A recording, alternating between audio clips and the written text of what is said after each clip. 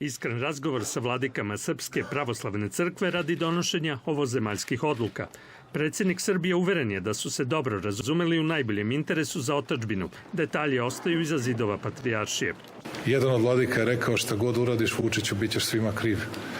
I ja sam to odlično razumeo. Moje je da nastavimo da se borimo,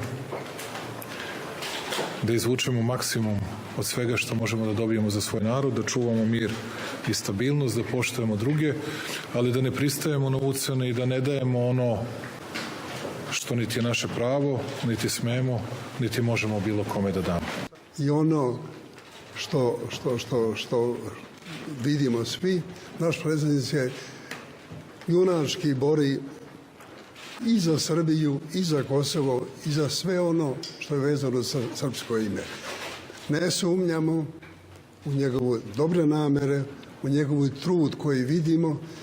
Ja mu se divim kako to je država i molim se Bogu da mu da snage i mudrosti da svoju ulogu predsjednika države odigra na najbolji i najkorisniji način.